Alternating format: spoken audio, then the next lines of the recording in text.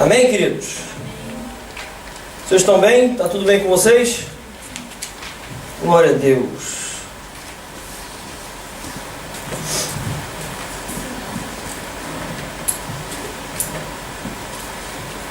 Vocês estão com o boletim na mão? Amém? Glória a Jesus. Amados, eu tenho sido bastante impactado pelo Senhor com essas palavras tremendas que Deus tem trazido ao nosso coração, com essas estratégias que Deus tem trazido. Deus tem aberto nossos olhos e tem nos mostrado que, querendo ou não querendo, nossa alma vai estar sempre sendo ministrada por alguém, ou por assim dizendo, por alguma coisa. Nós sempre vamos estar recebendo ministração de algum lado, quer nós queiramos, quer não. Essa ministração vai sempre entrar na nossa vida. Só que cabe a nós decidirmos qual a ministração que eu escolho para alimentar minha alma. Qual a ministração que eu escolho para que o meu coração assim se encha. Amém, queridos? Então, o que acontece? Deus tem entregue a nós, querido, armas tremendas. Deus tem aberto nossos olhos, tem falado conosco de uma maneira poderosa, de uma maneira clara, de uma maneira aberta, nos ensinando e nos mostrando que, além de existirem esses, o que nós temos chamado de ministradores de caos, Deus também tem nos ensinado que existe uma herança em Deus. E essa herança, querido, foi nos entregue há muitos e muitos anos atrás. E infelizmente, grande parte da igreja não tem esse entendimento. Não sabe que esse poder foi entregue na minha mão e na sua. Então o que acontece, querido? Quando um ministrador de caos desse se levanta, Deus tem nos ensinado que esse poder foi entregue a mim e a você. Tem que haver um posicionamento, há uma herança que foi entregue pelo Senhor, em que eu tenho que tomar posse, me posicionar, e eu mesmo é que tenho que declarar, eu mesmo é que tenho que condenar essa arma ou essa língua que se levanta em juízo contra mim. Então preste atenção, querido, porque hoje nós vamos estar falando de mais um outro ministrador de caos. O ministrador de caos que nós vamos estar falando hoje é sobre algo que entra na nossa vida sorrateiramente, de uma maneira muitas vezes sutil, imperceptível, mas que entra na nossa vida muitas vezes como um câncer e vai deteriorando o homem. Você consegue entender isso, querido? Amém? Você pode abaixar o volume do 2, por favor, para mim? Abaixa um pouquinho que eu tô vendo que está muito alto. Está dando um microfone, inclusive, aqui, né, amados? Abaixa o número 2. Som. Acho que tá bom? Amém? Então, amados, presta atenção. Hoje nós vamos estar falando sobre sede de vingança. Esse ministrador de caos que entra na nossa vida muitas vezes para nos arrebentar. Se nós olharmos em Mateus, no capítulo 5, querido, há um sermão onde Jesus está pregando num monte, onde nós costumamos chamar esse sermão de sermão das bem-aventuranças. E no meio do contexto das bem-aventuranças, Jesus traz uma fome, uma sede que nós temos que ter. E quando nós temos essa fome e essa sede, Jesus nos dá a certeza de que nós seremos saciados. Então acompanhe comigo, por favor, em Mateus 5, versículo 6, diz assim: bem-aventurados os que têm fome e sede de justiça, pois serão satisfeitos. Vocês podem repetir esse versículo, vocês juntos, vamos lá, 1, 2, 3 e... Bem-aventurados têm fome e sede de justiça, pois serão satisfeitos. Amém, queridos? Então presta atenção, querido, porque Jesus está falando aqui que nós temos que ter fome e sede de justiça. Mas muitas vezes nós entendemos essa justiça de maneira errada. Muitas vezes eu entendo essa justiça como uma vingança. Quando eu estou me vingando, portanto eu estou fazendo justiça. E justiça não tem nada a ver com isso. Amém, queridos?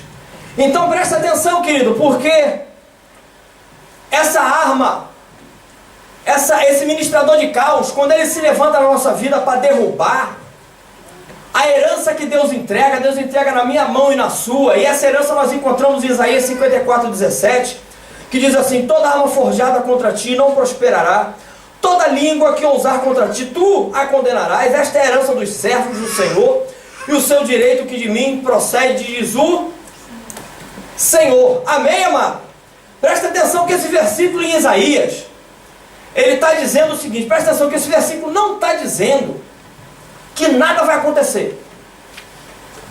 Esse versículo não está dizendo assim: você se converta e acabaram os problemas da sua vida. Esse versículo está dizendo, amado, que vão se levantar armas contra a minha vida e contra a sua.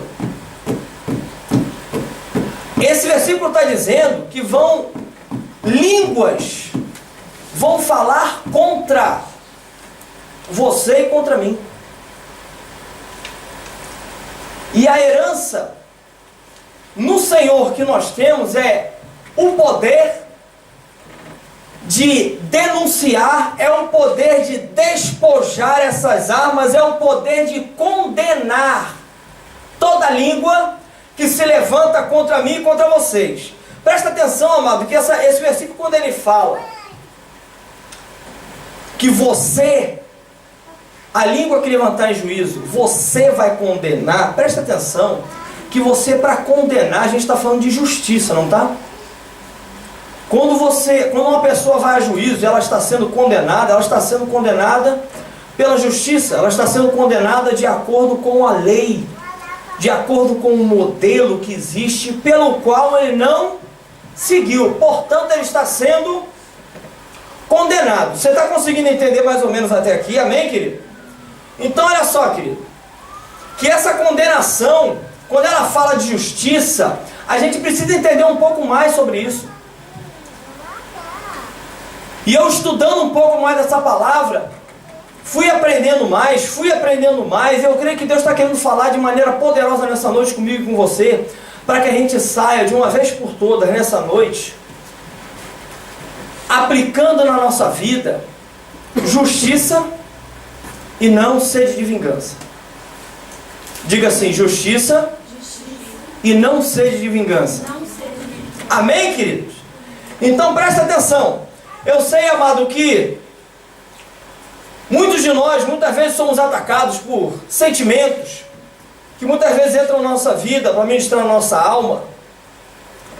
E o que acontece é que muitos de nós já passou por, se eu for perguntar, muitos de nós aqui já passou por alguns traumas, traições, roubos, rancores.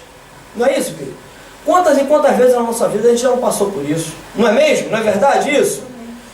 E isso, amado, acaba produzindo mágoa ao nosso coração. Isso começa a trazer como se fosse uma ferida na nossa alma, no nosso coração. E o que a impressão que dá é que parece, amado, que a gente tem que pegar essa pessoa, ou eu tenho que ver pelo menos essa pessoa que agiu dessa maneira comigo, me causando essa dor, me causando essa ferida, me causando esse sentimento. Parece que eu tenho que ver, parece que eu tenho que pegar essa pessoa e essa pessoa tem que sofrer a mesma coisa ou 1000 vezes mais do que eu sofri. E isso, querido, não é justiça. Isso é sede de vingança. Isso é sede de vingança. E jamais, querido, uma sede de vingança vai produzir satisfação em alguém. Sabe o que acontece, amado? Deixa eu explicar isso melhor. Muitas vezes alguém entra na minha casa e me rouba. E além de me roubar, ele ainda faz algumas coisas mais. De repente me agride, ou agride alguém na minha família, ou faz qualquer tipo dessas loucuras que muitas vezes o diabo arma. Então presta atenção. E aí eu vou e me levanto e falo assim: eu quero justiça. Só que a justiça, quando eu levanto e peço justiça, eu peço justiça da seguinte maneira: esse cara tem que pagar. De preferência, esse cara tem que estar 7 palmos embaixo do chão, para ele nunca mais pensar em fazer mal a ninguém. Deixa eu falar uma coisa para vocês. Se essa pessoa morrer, você tem como ressarcir o estrago que ele fez? Não. Vamos supor, uma pessoa entra, faz mal sexualmente a uma outra pessoa, certo? Não importa o que aconteça com essa pessoa que fez mal a essa menina, ou a essa mulher, ou o que quer que seja, querido, você vai ter como ressarcir essa pessoa? Não tem como, querido. O que ela recebeu, o que ela fez, não tem como voltar atrás. Aí sabe o que vai acontecer? A gente nunca vai ficar saciado, porque olha o que acontece. Eu vou começar assim: ele tem que ser preso. Aí ele foi preso, agora ele tem que sofrer dentro da cadeia. Aí ele começa a sofrer. Aí agora dentro da cadeia, depois do sofrimento, ele vai ter que morrer lá dentro. Alguém tem que pegar ele e fazer ele sofrer até a morte. Quando essa pessoa morrer, querido, eu te garanto que o que vai vir na mente do ser humano é assim: essa pessoa ainda sofreu pouco.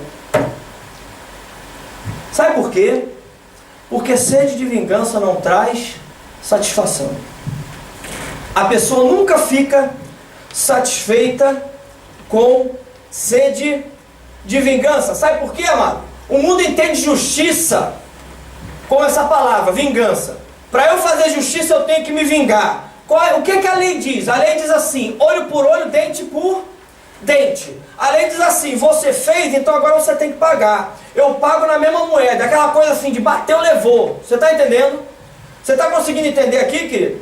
Então, amado, muitas vezes eu me converto, entrego minha vida ao Senhor, começo a caminhar, e algo de mal acontece comigo. Alguém se levanta para fazer um mal contra mim, ou contra um familiar meu, e o que acontece, amado, é que eu pego a Bíblia, porque agora eu sou cristão, então agora eu vou dar uma bibrada no cara, sabe? Eu pego aquele versículo, o versículo onde diz assim, que se você plantou vento, você vai colher tempestade, sabe? Eu falo assim: deixa tu comigo, querido.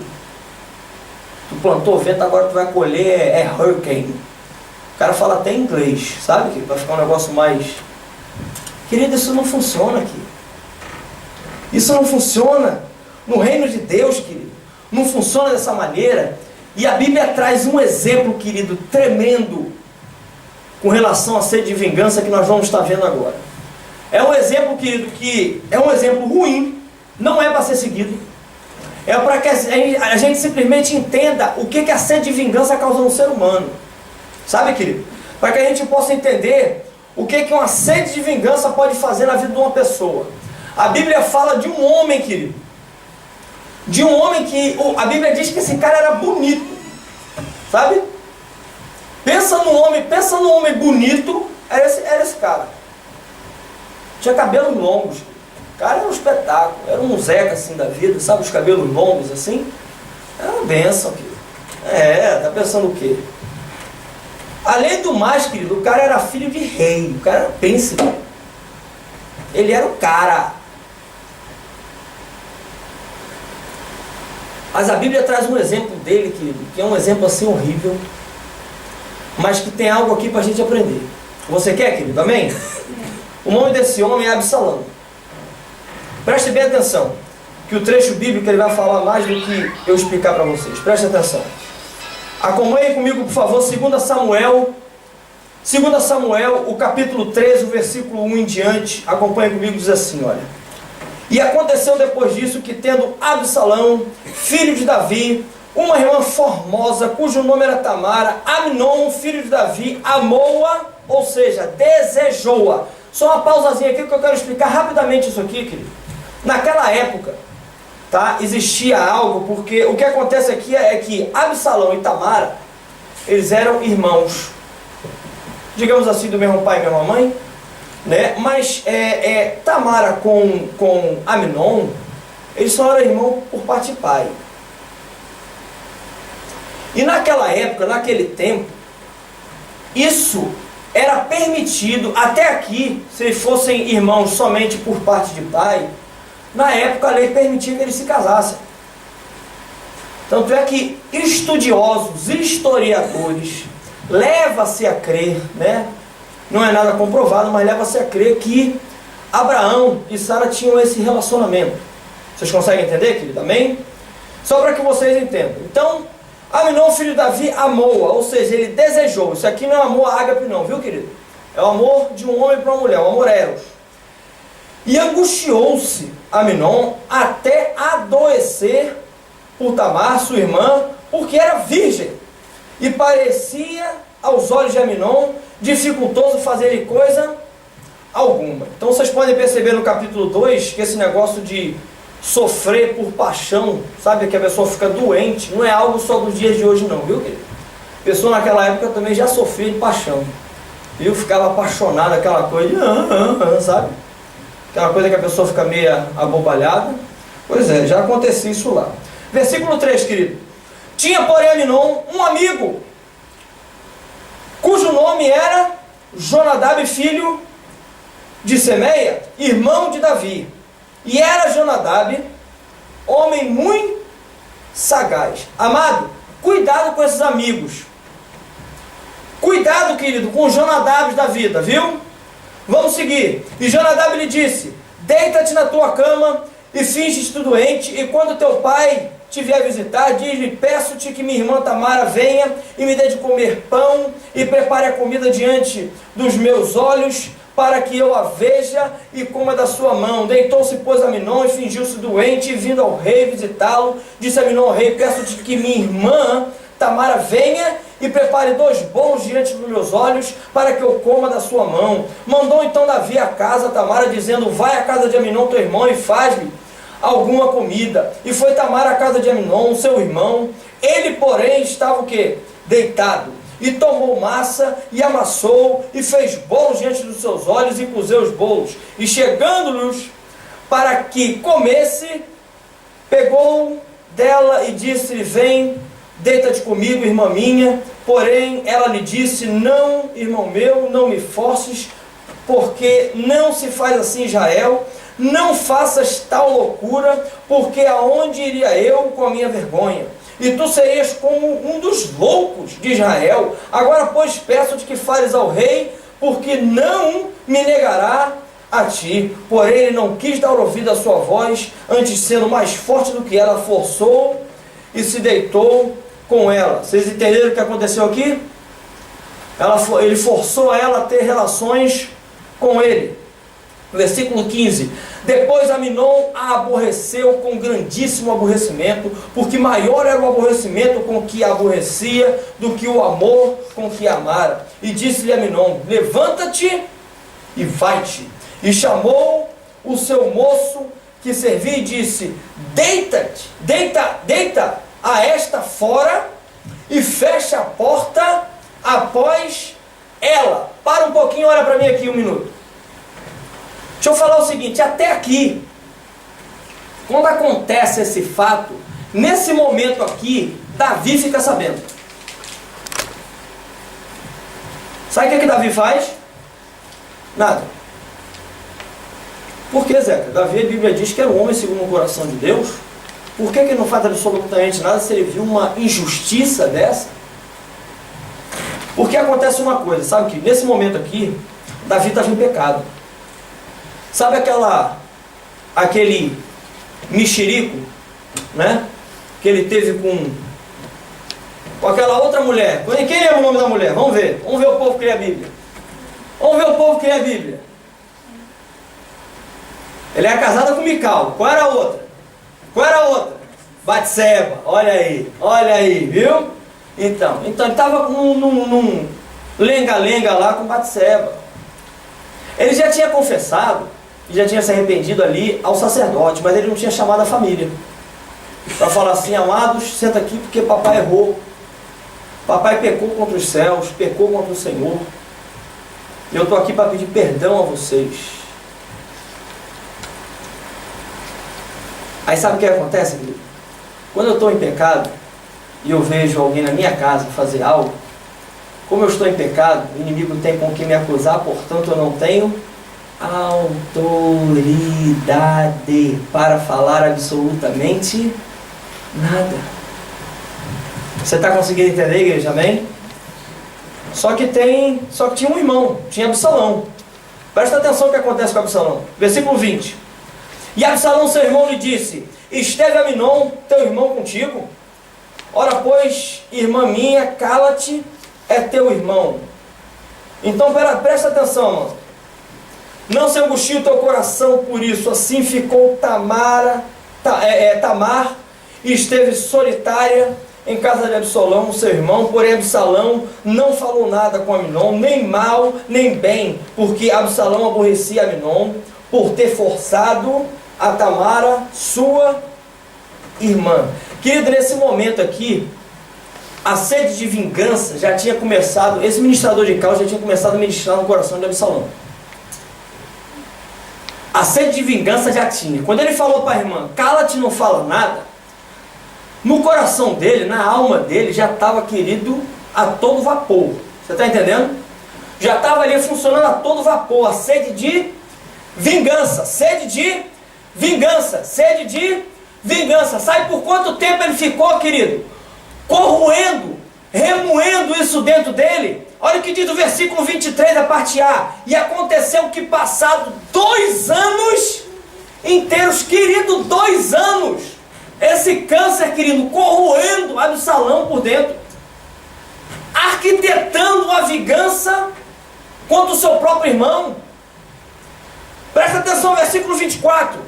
E veio Absalão ao rei e disse: eis que teu servo tem tosquiadores, peço que o rei e os seus servos venham com o teu servo. O rei, porém, disse a Absalão: não, filho meu, não vamos todos juntos, para não te sermos pesados. E instou com ele, ou seja, insistiu, porém ele não quis ir, mas o abençoou. Então disse Absalão: quando não, deixa ir conosco Aminão, meu irmão.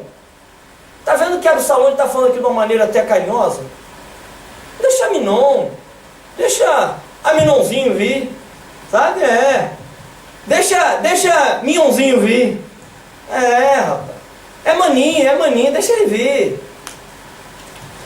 Porém o rei disse: para que iria contigo?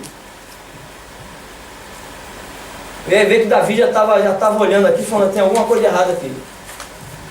Versículo 27. Instando Absalão com ele, deixou ir com ele a Aminon e a todos os filhos do rei. Versículo 28. E Absalão deu ordem aos seus moços, dizendo: tomai sentido, quando o coração de Aminon estiver alegre do vinho, ou seja, estiver embriagado, e eu vos disser: feri Aminon, então o matareis. Não temais, porventura, não sou eu quem vos ordenou? Esforçai-vos e sede valente. Versículo 29. E os moços de Absalão fizeram a Aminon conforme Absalão lhe o havia ordenado. Então todos os filhos do rei se levantaram e montaram cada um no seu mulo e fugiram. Presta atenção, querido, porque Absalão se vinga do irmão. Olha o que a sede de vingança causa no ser humano. Ele se levanta e mata o irmão. Aí a gente pensa assim: a história acabou. Ele se vingou. Portanto, não há mais nada a fazer. Mas sede de vingança não causa satisfação. E Absalão, querido, ele não fica satisfeito. Ele passa, depois disso, ele passou, querido, anos arquitetando contra o próprio pai. Sabe por quê? Porque o pai se calou, querido. Já tinha resolvido com o irmão, não já? Não. Só que o pai ficou calado, o pai não moveu uma palha. Então ele falou assim, agora eu vou atrás do pai. Então olha só, querido. Presta atenção nisso.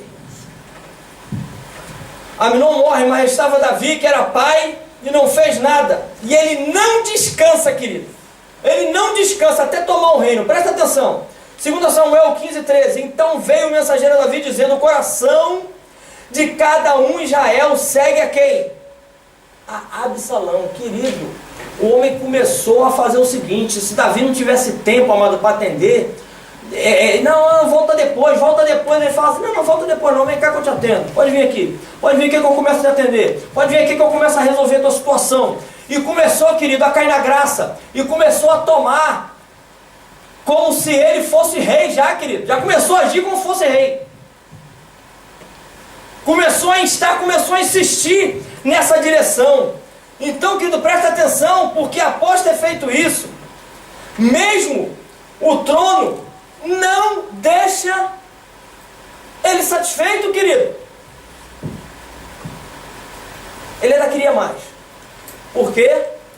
Mais uma vez, a sede de vingança não traz satisfação. Então presta atenção, querido. Sabe o que ele faz?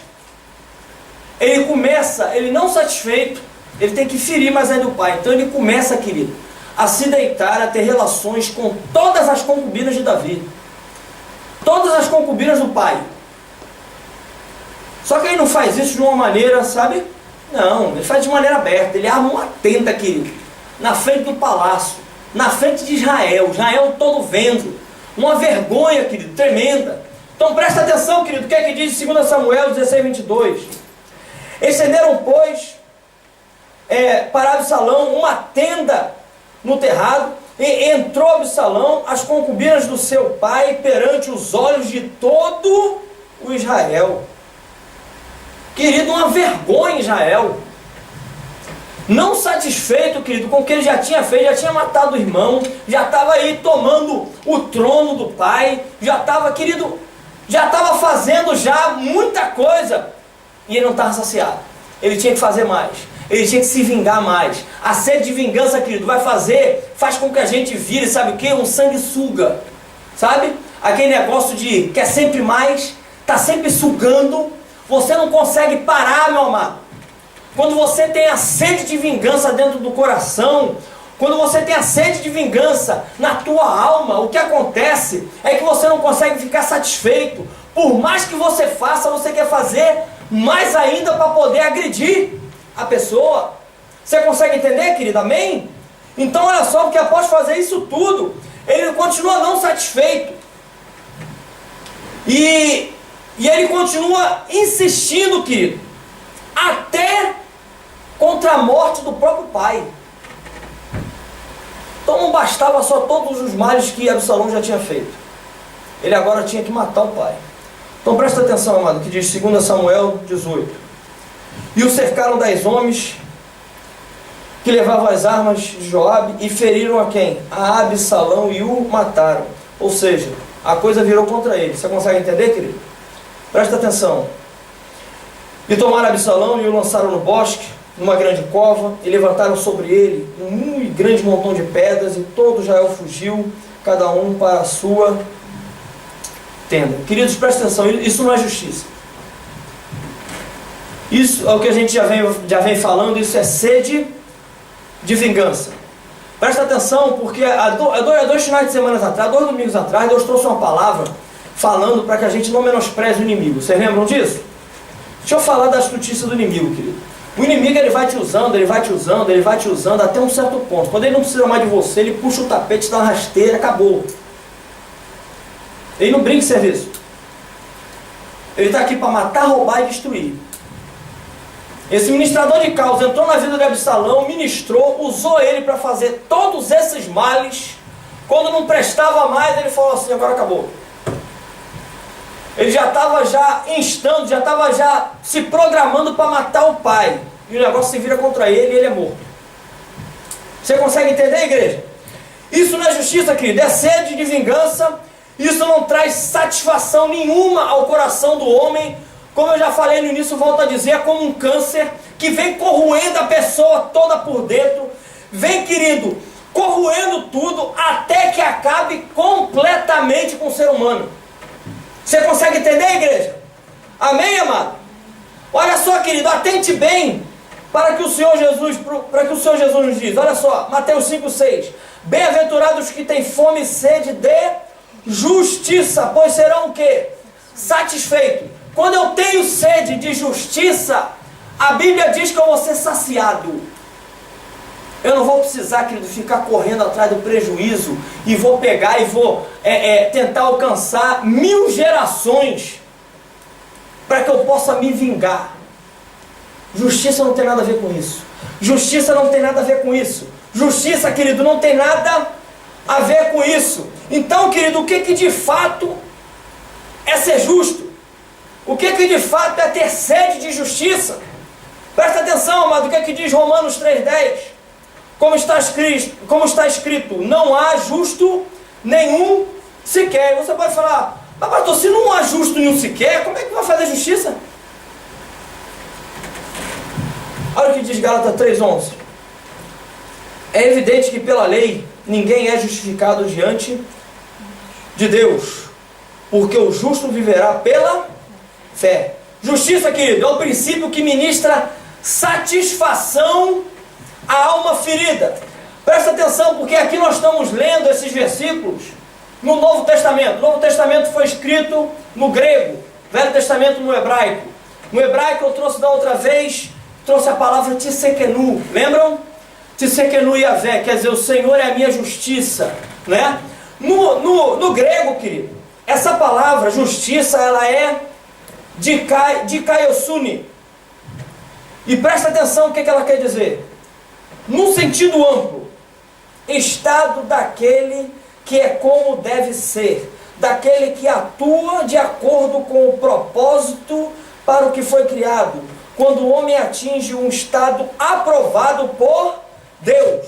Num sentido restrito, é a virtude que dá a cada um o que lhe é devido. Você conseguiu ler esse final aí? No sentido restrito, é a virtude que dá a cada um o que lhe é devido. Sabe qual é o grande problema aqui, querido? É como é que eu vou saber o que é devido a cada um? Se eu não sou justo, como é que eu vou saber a porção de cada um? Como é que eu vou entender isso? Como é que eu vou saber isso? Presta atenção, amado. Isso é mais ou menos assim. Uma criança, um bebê, um recém-nascido. Você tem como pegar uma mamadeira, querido, de 1 litro e meter na boca da criança? Não tem como fazer isso. Por quê? É demais para ela.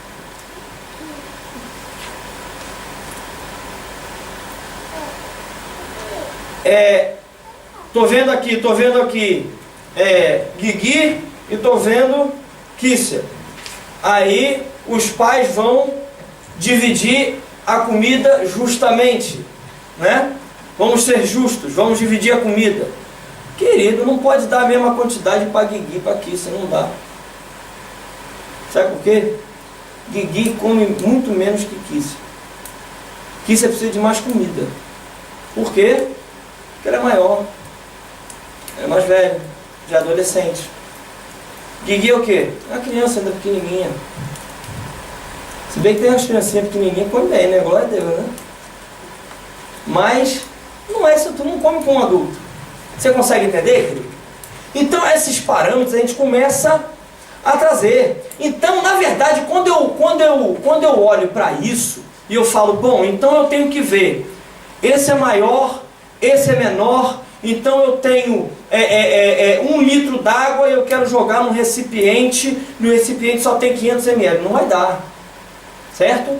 Então, quando eu começo a olhar, eu começo a ter que seguir. Por que que eu vejo que para Guigui tem que dar menos do que para Kícia? Porque existe um modelo. Esse modelo eu vi em algum lugar. Eu recebi esse modelo e vi de algum lugar. Porque eu não nasci sabendo que uma criança pequena, ela come menos do que um adulto. Eu não nasci sabendo disso. Vocês conseguem entender, querido? Amém? Então, como eu não nasci sabendo disso, eu vi isso em algum modelo.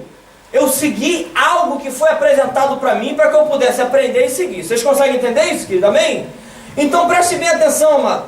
Porque o que acontece é que, na verdade, fazer justiça, não ter sede de vingança, mas ser justo, fazer a justiça no caso, quer dizer o seguinte, é seguir o modelo. Quer fazer justiça, querido? Amém? A igreja não quer fazer justiça. Então vamos repreender todo espírito de sede de vingança fora daqui agora, em nome de Jesus. Vou dar mais uma oportunidade para a igreja. Vocês querem fazer justiça, amém, querido? Amém. Glória a Deus. A igreja se arrependeu, Senhor. Glória a Jesus. Então preste atenção, amado, porque para fazer justiça tem que seguir o modelo de Deus. Existe um modelo. E esse modelo é o modelo de Deus. É o modelo de Deus. Presta atenção, querido, porque Deus nos mostrou e nos enviou um modelo. Qual o nome desse modelo? Jesus. Então escreva, por favor, no seu boletim. Jesus cumpriu toda a justiça.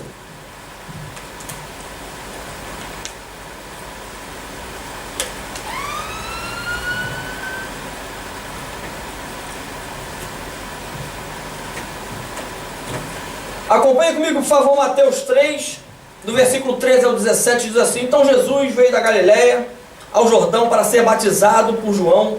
João, porém, tentou impedi-lo, dizendo: Eu preciso ser batizado por ti, e tu vens a mim? Respondeu Jesus: Deixa assim por enquanto. Convém que assim façamos para cumprir o que, queridos? Toda justiça. Toda a justiça de Deus. Cumprimos toda a justiça, amado, quando satisfazemos o padrão do Pai. Preste bem atenção, amado. Preste bem atenção, porque Jesus, eu não sei se você sabia disso, quem participa do GE já tem aprendido, já tem recebido e sabe. Jesus é Deus. Ele abre mão. Ele vê que o ser igual a Deus não fosse coisa que ele não pudesse abrir mão. Ele abre mão de toda a glória, ele abre mão de tudo, e ele se faz homem. Você consegue entender isso, querido? Ele se faz homem, ele é reconhecido em figura humana, ele se humilha. Toma a forma de servo. Presta atenção, querido. Jesus, a palavra diz que é o verbo que se fez carne. Jesus, no caso, é a palavra de Deus que se fez carne. Meu amado, não tinha necessidade nenhuma de Jesus se submeter a João Batista.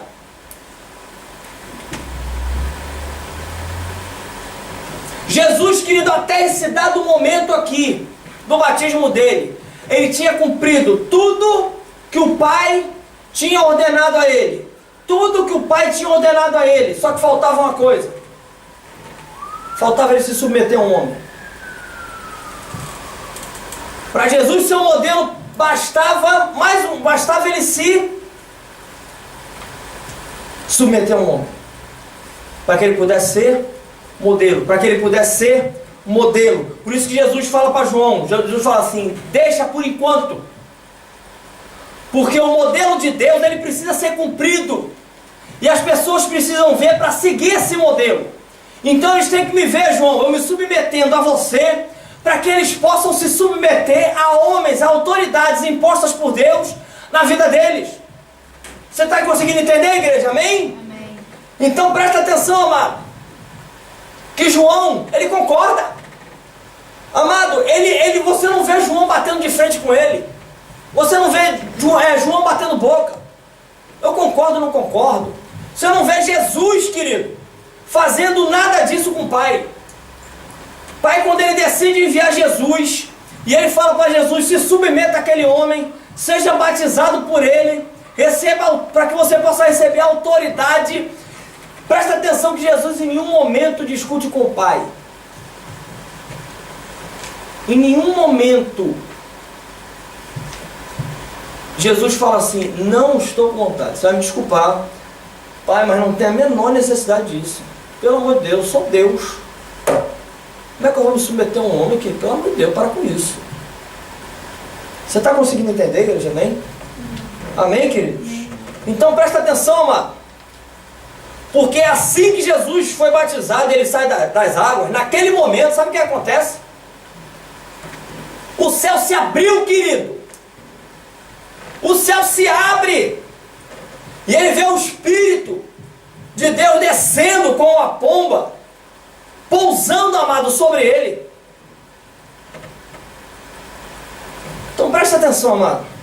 Quando a gente segue a justiça de Deus, quando a gente segue o modelo de Deus, quando a gente segue aquilo que Deus tem proposto para nós, quando nós obedecemos a palavra de Deus, sabe o que acontece na tua vida, na tua casa, na tua família, no teu trabalho? Sabe o que acontece? Os céus se abrem, querido.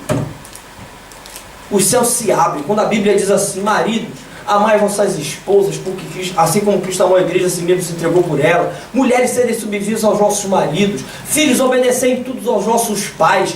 Pais, não suscitei a ira dos vossos filhos. Sabe o que acontece, querido? Isso não tem a ver com você, não tem a ver comigo, não tem a ver com o pai, não tem a ver com a mãe, não tem a ver com o filho, tem a ver com Deus. É para seguir o modelo de Deus. Zeca, mas eu vou me submeter ao meu marido, não tem como, você não conhece aquele homem. Querida, não tem a ver com você, tem a ver com Deus. Zeca, como é que eu vou amar essa mulher? Pelo amor de Deus, você não conhece. Aquela mulher parece uma goteira. Querido, não tem nada a ver com você, tem a ver com Deus. É para seguir o modelo de Deus, querido. É para Deus, não é para você, não é para o seu cônjuge. Você vai ser abençoado por causa disso. Amém, queridos? Mas preste bem atenção que não tem a ver comigo nem com vocês, tem a ver com Deus. É para cumprirmos o propósito de Deus, para cumprirmos a justiça de Deus, para cumprirmos o modelo de Deus. Amém, amado?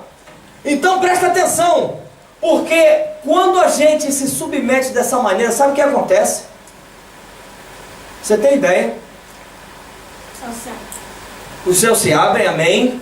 E sabe o que acontece depois disso? Querido, Deus não se contenta. Ele não consegue se conter, sabe? Ele não consegue ficar calado. Deus tem essa particularidade, sabe, amado? Ele abre o berreiro e ele fala para todos. Ele fala para os demônios ouvirem, ele fala para os anjos ouvirem, ele fala para os teus familiares ouvirem, ele fala para os teus amigos, para o teu patrão, ele fala para todo mundo, ele fala assim, ó, esse é meu filho amado em quem eu tenho prazer. Esse é o meu filho amado em quem eu tenho prazer. Por que Deus tem prazer? Porque eu estou cumprindo a justiça de Deus, porque eu estou seguindo o modelo de Deus, porque eu estou andando debaixo de obediência à palavra de Deus. Portanto, eu começo a agradar o coração do Pai. Você está entendendo, igreja? Amém? Amém, queridos? Amém. Então presta atenção, amado. Presta atenção. Porque Jesus, amado, ele veio e ele cumpre tudo aquilo que o Pai tinha preparado. Jesus, amado, ele tinha sede de justiça, sede de agradar o Pai. E por isso, sabe o que acontece com ele? O Pai, querido, o exalta sobremaneira. O Pai o exalta sobremaneira. Mas ele nos orientou, presta atenção. Mateus 6,33, buscai, pois, em primeiro lugar o seu reino e a sua justiça, ou seja, o modelo, andar embaixo de obediência. E todas estas coisas vos serão acrescentadas. Olha que coisa, querido. Com amor, tá, amado? Vira para o irmão que está do seu lado com amor e fala assim, querido, sabe essa coisa aí que você tem esperado? Sabe essa coisa que você tem orado tanto? Agora anima ele, fala assim, já foi provisionado por Deus. Já foi provisionado por Deus. Já foi acrescentado, fala para ele. Já foi acrescentado. Amém, amados? Querido, se nós andarmos debaixo de obediência, se nós seguirmos o modelo, a justiça de Deus, querido, todas as coisas vão ser acrescentadas. Todas as coisas vão ser acrescentadas. Amém, amado? Basta, querido, basta buscar, antes de tudo, viver o modelo de Deus. E Ele satisfará em tudo o que você precisa, em todas as áreas. Amém, amados? Que coisa tremenda. Isso é um Deus apaixonado por nós, amado. Agora presta atenção, como é que eu consigo isso? Porque como eu falei antes, você pode falar assim, pastor, até agora você falou aí que Jesus era justo, Jesus é justo, Ele cumpriu a justiça, Ele é justo, Ele cumpriu a justiça, mas nós não. Mas presta atenção, amado, porque Ele nos fez justos. Olha o que acontece em 1 Pedro 3,18. Pois também Cristo morreu uma única vez pelos pecados, o justo pelos injustos, para conduzir-vos a Deus, morto sim na carne, mas vivificado no Espírito. 1 João 1,9. Se confessarmos nossos pecados, Ele é fiel e justo para nos perdoar os pecados e nos purificar de toda o que, querido? Injustiça. Então o que de fato é ser justo? Ter sede de justiça é o seguinte, amado, é aquele que deseja agradar a Deus, até tornar cada princípio da Escritura uma parte natural da sua vida. Você pode repetir, diga assim, aquele que deseja agradar a Deus, até tornar cada princípio das Escrituras uma parte natural da sua vida. Repita assim, cumprir toda a justiça é seguir o modelo de Jesus. Amém, queridos? Isso é cumprir toda a justiça de Deus. Isso é cumprir justiça. Isso é justiça, é seguir o modelo de Deus. É seguir o modelo de Deus. É seguir o modelo de Deus. Presta atenção, querido. Porque muitas vezes eu me apego a esse sentimento de vingança. Sabe, amado? A essa sede de vingança. E o que acontece é que com essa sede de vingança eu fujo completamente do padrão de Deus. Eu fujo completamente do modelo de Deus. Sabe por quê, querido? Porque esse não foi o modelo que Jesus passou. Jesus foi preso injustamente. Jesus foi chicoteado injustamente. Jesus foi espancado injustamente. Jesus foi crucificado e morto injustamente, querido. E antes de morrer, quando ele foi suspenso naquele madeiro, sabe o que ele faz? Pai, perdoa porque eles não sabem o que estão fazendo. Isso é justiça de Deus, querido. Amém, amados? É não devolver o mal com o mal, mas devolver o mal com o bem. É devolver o mal com o bem. Você pegar todo esse pacote e entregar a Deus e falar aqui, ó, Deus está aqui, ó. Fizeram contra mim, mas eu sei que tu é o justo juiz. Amém, querido? Amém, igreja? Amém. Glória a Deus. Então presta atenção, querido. Presta atenção, porque cumprir toda a justiça é seguir o modelo de Jesus, e é a mesma coisa que viver para agradar o Pai. Então presta atenção, amado. Agradarmos a Deus quando obedecemos. Presta atenção. João 14:23. Respondeu Jesus: se alguém me ama, obedecerá a minha palavra. Meu Pai o amará, nós viremos a Ele e faremos morada em quem?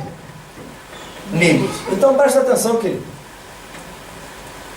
Porque isso aqui eu já escutei demais. A pessoa fala que ama Jesus. Jesus está dizendo que se alguém diz que o ama, esse obedece a toda a sua palavra. Então, antes de eu abrir minha boca e falar assim, eu amo Jesus, o que tem que vir à minha mente é o seguinte: eu estou obedecendo a palavra? Eu estou cumprindo o modelo, cumprindo a justiça de Deus? Senão eu não posso dizer que eu amo Jesus. Eu tenho que perseverar e me esforçar nessa direção. Você está conseguindo entender, igreja? Amém? Amém. Então presta atenção, amado. Presta bem atenção. Desagradarmos ao Pai, não cumprirmos toda a justiça de Deus. E sabe quando é que eu faço isso? Presta atenção. Porque muitas vezes eu acho que desagradar o Pai é só quando eu peco, quando eu faço alguma coisa, Presta bem atenção, amado. Porque muitas vezes eu anulo a palavra de Deus na minha vida. E quando eu anulo a palavra de Deus na minha vida, querido, ela não tem ação nenhuma, ela não tem poder nenhum na minha vida, ela não muda a minha vida, ela não faz nada, não tem efeito algum. E sabe o que é que causa isso, querido? As minhas tradições. Presta bem atenção, amado, o que é que diz em Marcos 7, o versículo 13. Assim, vocês anulam a palavra de Deus por meio da tradição que vocês mesmos transmitiram. E fazem muitas coisas como essa. Às vezes eu olho tradição, sabe, querido, como simplesmente algo que meus antepassados faziam, portanto agora eu faço também. Presta bem atenção.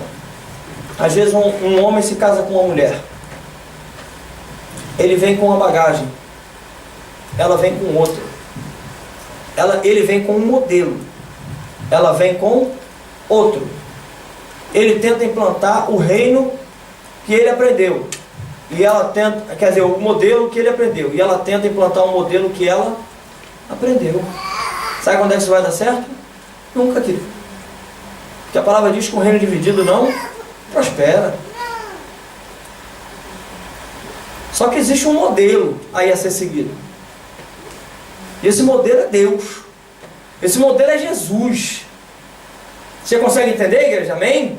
Esse modelo, querido, foi dado por Deus. E se os dois seguirem esse modelo, eles serão satisfeitos, eles serão saciados. Senão esse casal, querido, ele não vai ter paz, eles não vão ter sossego, nunca vão estar saciados, vão estar sempre necessitando de algo. Por isso que hoje em dia, querido, você vê a quantidade, querido, de adultérios que existem na face da terra. Sabe por quê? Cada um vem com um modelo diferente, cada um tenta impor algo, e cada um começa a puxar a sardinha para o seu lado, e nunca está satisfeito. Por mais que o seu cônjuge fala, ele nunca está satisfeito, ela nunca está satisfeita e começa a buscar do lado de fora. Você consegue entender isso, igreja? Amém? Amém, queridos? E nós temos que fugir disso, temos que olhar, querido, para o modelo de Deus. Olhar para o modelo de Deus. Então presta atenção, visto que a palavra de Deus, amado, é a única fonte que nos ensina a praticar toda a justiça, precisamos agora, amado, ter disciplina no estudo da palavra.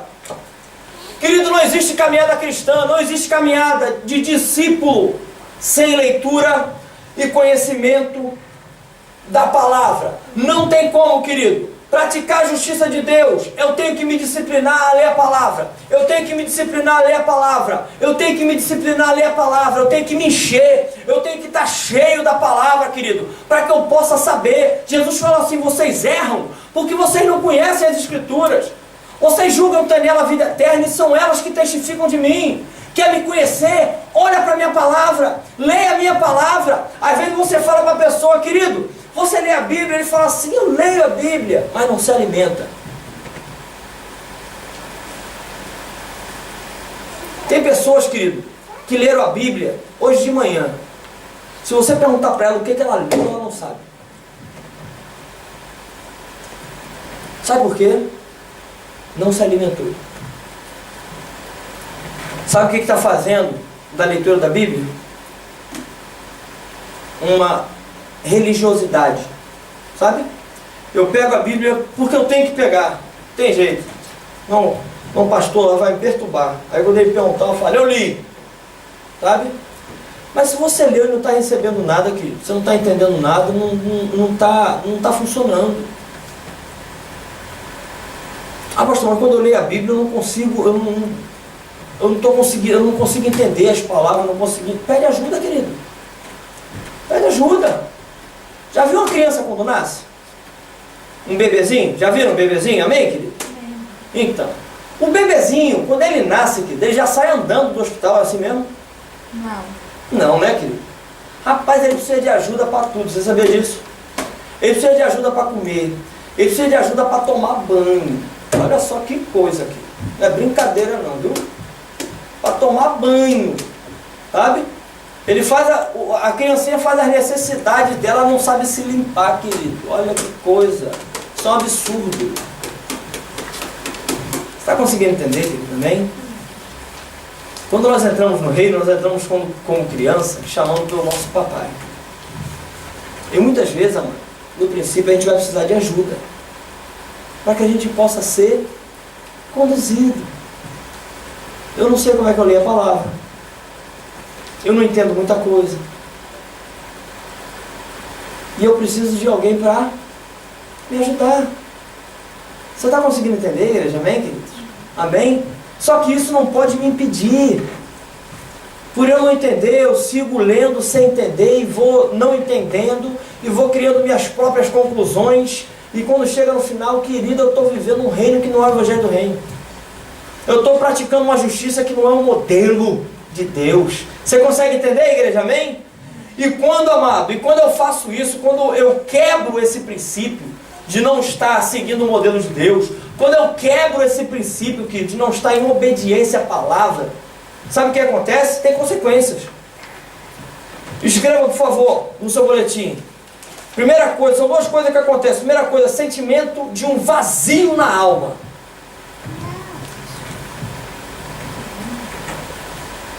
Olha o que é que diz Jeremias 8,18.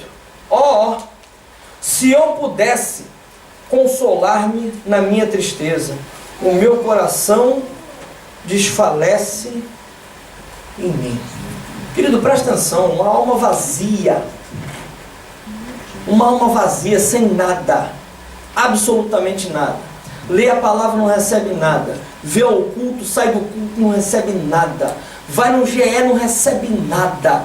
Rapaz, não tem nada na alma do cara. O coração do cara está vazio. Você consegue entender isso, querido?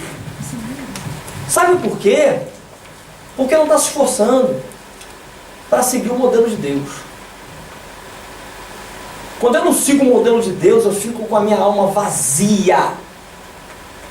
E eu vou te falar o seguinte, esses ministradores de caos que nós temos aprendido durante esses meses aí, querido, eles amam a alma vazia. Porque quando ele entra para ministrar, não tem nada. Aí ele ministra, você recebe e começa a seguir esse modelo. Você está conseguindo entender, querido? Aprenda uma coisa. Alma está ligada ao coração, coração está ligado à mente. Somente você diz assim, guardei a palavra no coração para não pecar contra ti. Então, coração está ligado à mente. Presta bem atenção, querido. Guarde isso para você, porque isso foi um exercício para mim e funciona na minha vida. Mente vazia, oficina do diabo. Se a tua alma estiver vazia, querido, o ministrador de cal vai bater de frente, vai entrar com facilidade e vai começar a governar a tua vida. E vai começar a trazer todos esses ministradores, querido. Você vai começar a escutar todos esses ministradores que a gente vem falando sobre eles. Todos eles, inveja, vai ter rancor, vai ter insatisfação, vai ter todos esses ministradores de caos vão entrar. E quando alguém se levantar contra ti e fizer algo contra você, esse ministrador que Deus está revelando a nós nessa noite vai se levantar e vai ministrar vingança na tua alma, e você vai querer se vingar e nunca vai conseguir se saciar. Você está conseguindo entender, igreja? Segunda coisa, atitude de desinteresse espiritual. Escreva, por favor.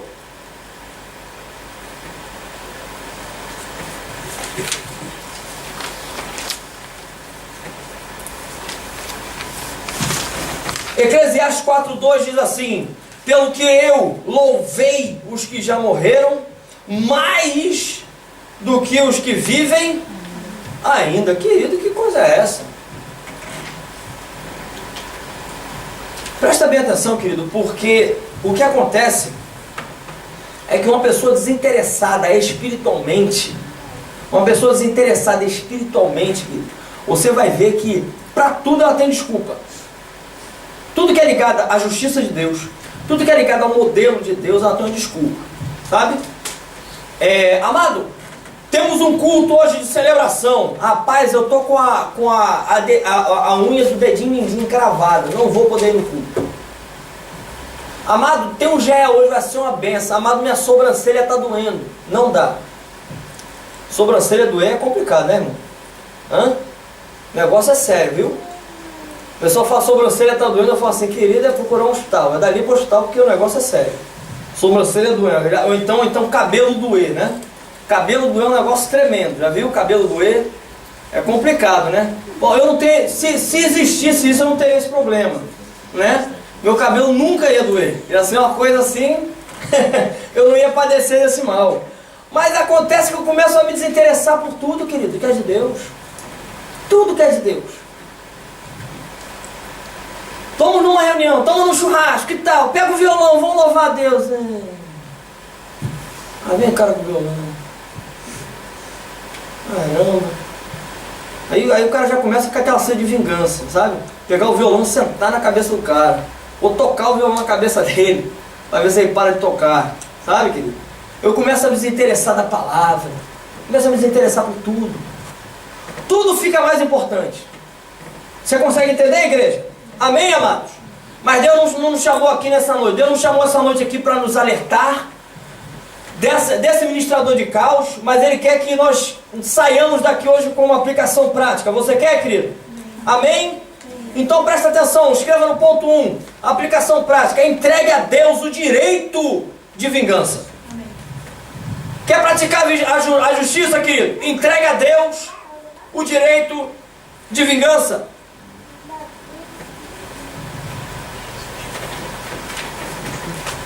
Presta atenção, querido. Todo sentimento de vingança deve ser entregue a Deus. Não cabe a você, não cabe a mim julgar. Deus não nos chamou para ser juízes. Você consegue entender, querido? A gente pega a causa e entrega na mão do Senhor para que o Senhor o julgue. Amém, amado? Para que o Senhor assim faça o que tem que ser feito. Presta atenção no que diz o salmista no Salmo 103, versículo 6. O Senhor faz justiça e julga a todos os oprimidos. Amém, amado? Amém. Então presta atenção, eu não sei o que você está passando hoje. Não sei quantas situações se levantaram, quantas pessoas se levantaram e fizeram mal contra você. Mas deixa eu te falar uma coisa, e eu creio, a Bíblia está dizendo que o Senhor faz justiça e Ele julga a todos os que são oprimidos. Se você é servo de Deus, se você é filho de Deus, se você tem andado em obediência na palavra do Senhor, se você não tem se desviado nem para a esquerda nem para a direita, mas você tem perseverado em servir o Senhor, presta atenção, querido, presta atenção, porque o Senhor vai julgar a tua causa e Ele vai fazer justiça. Amém, queridos? Amém. Glória a Deus. Presta atenção, olha o que diz Romanos 12, versículo 19. Não vos vingueis a vós mesmos, amados, mas dai lugar à ira, porque está escrito: a mim pertence a vingança, eu é que retribuirei, diz o Senhor. Amém, amados? Então, amados, a justiça, a vingança pertence ao Senhor, não pertence a nós. O Senhor é que retribui a cada um conforme os seus feitos. Deixa eu só explicar uma coisa para vocês. Olhem para mim um minutinho. Dentro de cada um de vocês e dentro de mim habita o poder dos poderes, o Espírito Santo de Deus. Amém? Amém. Preste bem atenção. Quando alguém se levantar contra você, olha o que Jesus, nós falamos aqui no princípio, o versículo base está nas bem-aventuranças. Vocês lembram disso? Amém. Nesse mesmo tema, nesse mesmo contexto, Jesus fala assim: vocês vão ser perseguidos, vão levantar contra vocês toda calúnia, defamação. Alegrai-vos. Ele manda com que a gente se alegre, com que a gente nos chama de bem-aventurados nessa situação. E presta atenção no que ele fala. Ele fala assim: eles vão fazer isso tudo por minha causa. Então presta atenção, amado. Quando alguém se levanta contra você, não estão se levantando contra você. Estão se levantando contra quem? Jesus. Estão se levantando contra Deus. Se está se levantando contra Deus, a luta não é sua e não é minha, a luta é dele, querido. Eu simplesmente me posiciono em obediência à palavra, em andar praticando a justiça, toda a justiça de Deus. E o Senhor vai julgar a minha causa, o Senhor vai retribuir a ele conforme o Senhor julgar. Você consegue entender, igreja? Amém? Não cabe a mim, não cabe a você, cabe a Deus fazer isso. Esse é o papel dele. Amém, queridos? Amém. Glória a Deus. Presta atenção, segunda coisa que nós temos que fazer para pôr em prática: exerça o perdão. Ou seja, se libere. Exerça o perdão, se libere.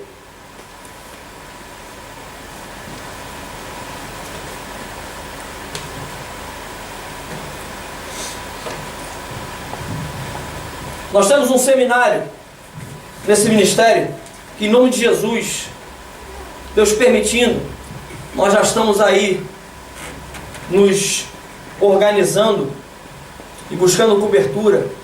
E vamos buscar cobertura para que possamos estar fazendo esse seminário ano que vem, que é o seminário de cura interior. No cura interior tem uma parte que fala sobre esse assunto, que é o perdão. Preste bem atenção, querido, porque o perdão, eu escuto muitas pessoas dizerem assim: eu não vou perdoar porque eu não estou sentindo. Eu não vou perdoar porque aquela pessoa não merece o meu perdão. Ponto número 1 que eu quero esclarecer com vocês rapidamente: perdão não é sentimento, é mandamento. Jesus falou assim: perdoai. Ele não diz: se vocês sentirem, se vocês estiverem com vontade, se vocês forem bonzinhos, vocês perdoem. Não, assim, perdoai, acabou. Então eu tenho que fazer. Jesus está me ordenando. A gente está praticando a justiça de Deus, o modelo de Deus. Amém, querido? Amém. Eu tenho que perdoar. Mas presta atenção, amado, porque quando você perdoa, você libera a tua vida também. Quando você não perdoa, você continua tão preso quanto. Aí você pode falar: pastor, isso é uma coisa de louco. Você está doido. Estou doido? Glória a Deus, que a palavra diz que a sabedoria de Deus é loucura para os homens. Então, quando às vezes a gente fala essas coisas assim, o ser humano pensa que a gente é doido mesmo, né? Então presta atenção, amado, o que que diz? Marcos 11, 25. E quando estiveres orando, perdoai se tendes alguma coisa contra alguém, porque o vosso Pai que está no céu, para que o vosso Pai que está no céu vos perdoe as vossas ofensas. Então presta atenção. Quando vocês estiverem orando, Jesus está explicando aqui: quando vocês estiverem orando, perdoem contra aqueles que fizeram alguma coisa contra você. Perdoem, sabe para quê? Por quê, pastor, que eu vou perdoar? Para que o Pai possa liberar perdão na sua vida também, querido. Porque a palavra diz que se eu não perdoo, o Pai que está nos céus também não me perdoa, querido. Você está conseguindo entender, igreja? Amém? Amém. Então preste atenção que quando eu perdoo alguém, quando eu libero perdão, o que acontece é que, além de eu liberar aquela vida, eu sou liberto. Amém. Eu sou livre. Você consegue entender, igreja? Amém? Amém? Quando não, querido, essa parte do perdão, ela vai entrando também no teu interior, querido, e vai te corroendo, ela vai acabando com você por dentro. Ela vai acabando com você por dentro. Você está conseguindo entender, igreja? Amém. Isso vai criando, e esse sentimento, essa coisa aí de não perdoar, vai criando no nosso coração, vai abrindo espaço para que esse ministrador de causa entre, que é a sede de vingança. Você está conseguindo entender, igreja? Amém? Amém. Terceira coisa, escreva, por favor: entenda que só o modelo de Deus satisfaz. Escreva, por favor: entenda que só o modelo de Deus satisfaz.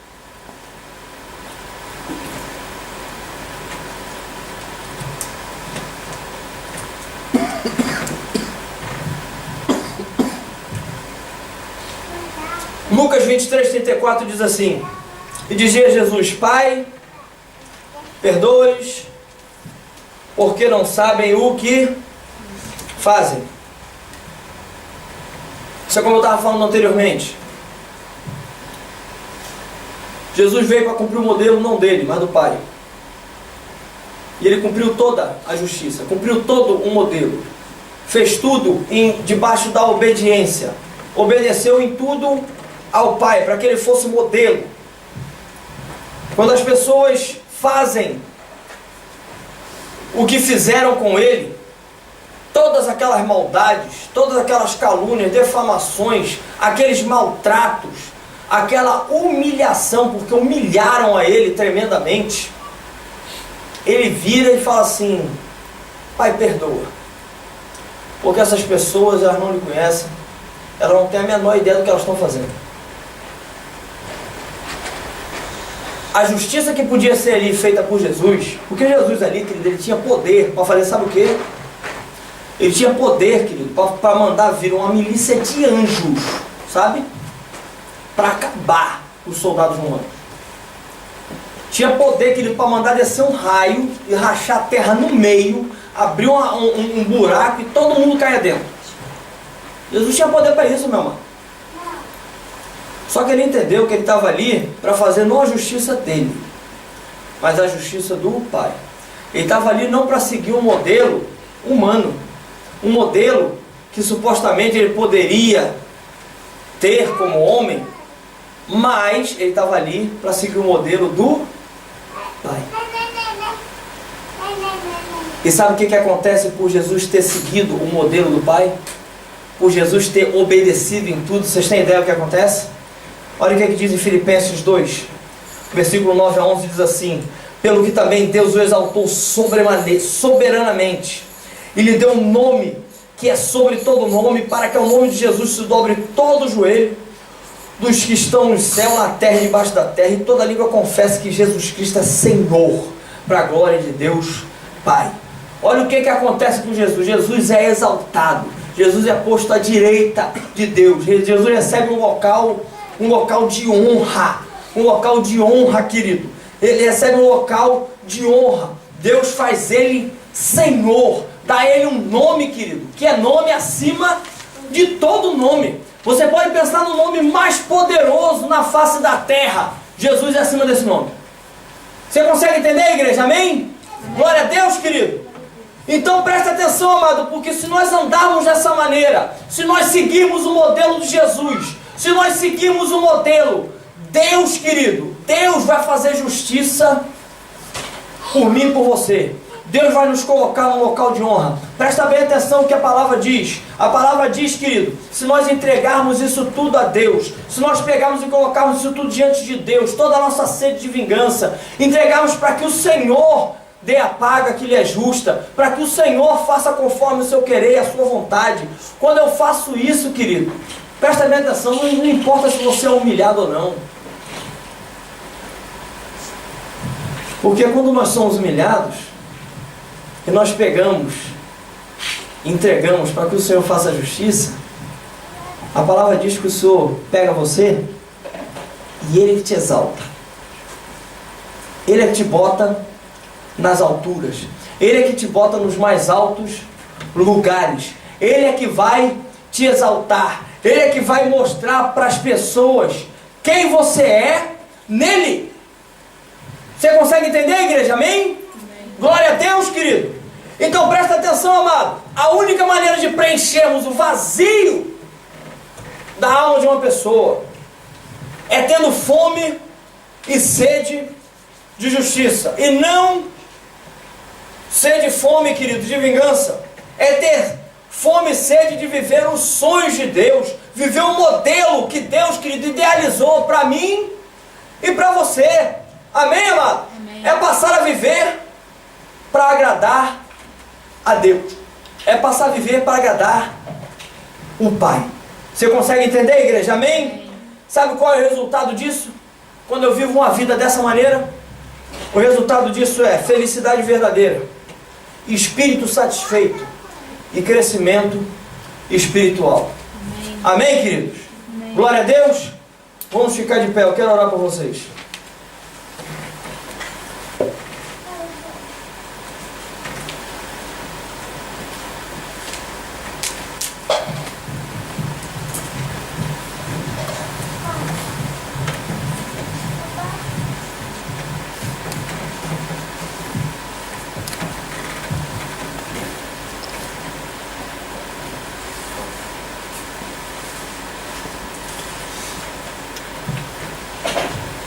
Amados, como eu falei no princípio do culto,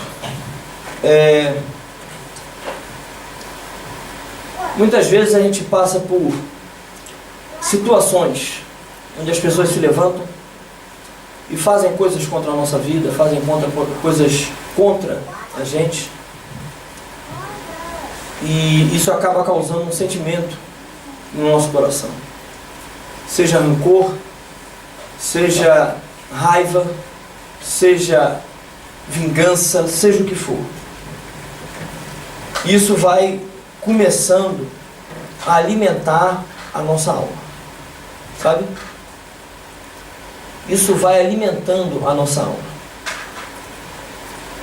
O que a Bíblia está nos ensinando é que o único jeito de nós termos a nossa alma saciada, satisfeita, é satisfazendo a justiça de Deus, satisfazendo o modelo de Deus, é obedecendo a palavra de Deus, se submetendo a tudo aquilo que Deus sonhou para nós, vivendo a vida que Deus tem proposta para cada um de nós. Por isso que o apóstolo Paulo dizia assim: já não sou eu mais que vivo, mas Cristo vive em mim. E a vida que eu vivo hoje, eu vivo pela fé no Filho de Deus que me amou e se entregou por mim. Essa é a vida que Deus espera que eu e você possamos levar. Uma vida satisfeita por estar vivendo debaixo e submisso ao modelo que Deus nos entregou. Amém, queridos?